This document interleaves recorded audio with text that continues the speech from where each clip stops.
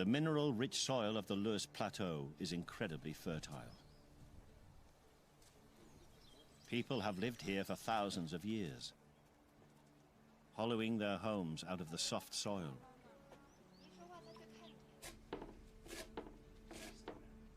The caves might lack the glamour of Beijing, but people can survive here. Warm, secure, best of all, well-fed.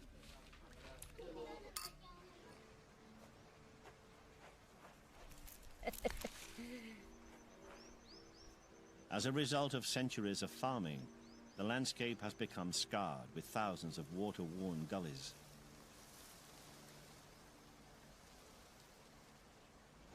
But this spectacular erosion has had an unexpected benefit.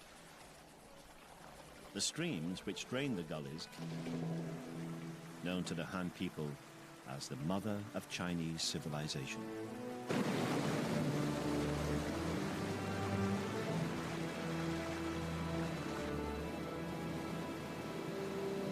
This is the Yellow River.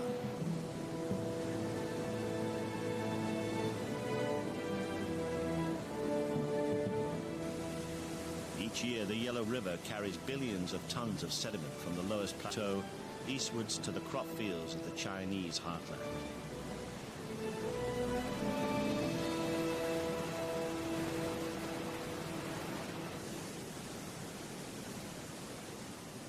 Historically, the Chinese relationship with the river has been uneasy. Sediment building up on the riverbed has caused the Yellow River to burst its banks periodically, unleashing devastating floods, resulting in millions of deaths. So, eastwards to the crop fields of the Chinese heartland.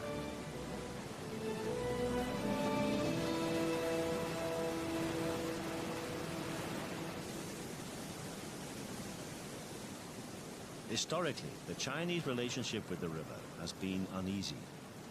Sediment building up on the riverbed has caused the Yellow River to burst its banks periodically, unleashing devastating floods, resulting in millions of deaths.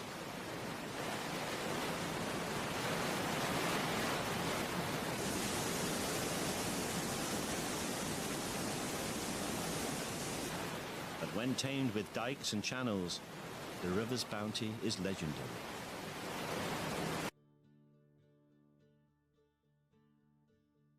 This video will cover about the same amount of time as ancient Egypt, so it's a long amount of time, but still ancient history. The geography of China had a lot of influence on its history and culture. Flights to China from the outside world were really hard to get back then. Really hard, since airplanes were not invented for a few thousand years after the time we're talking about. Yangtze River and the Huanghe River, or the Yellow River, were the rivers in China that fostered early civilizations. To the north and west of those river valleys, there are gigantic deserts, and to the south, the Himalayan mountains. And of course, to the east, the Pacific Ocean, the largest ocean in the world. So, getting to and from China during ancient times from the West was extremely difficult and often deadly, which isolated these civilizations from others' influence, trade, and sometimes invasions for thousands of years. The period of Chinese history this chapter will focus on is the Bronze Age until the Han Dynasty, so over 2,000 years. The Yellow River was not an easy place for early people to live. While the river's water was essential for crops and survival, it also brought destruction and sorrow with terrible floods. These floods were unpredictable and sometimes made worse by early solutions to contain the river.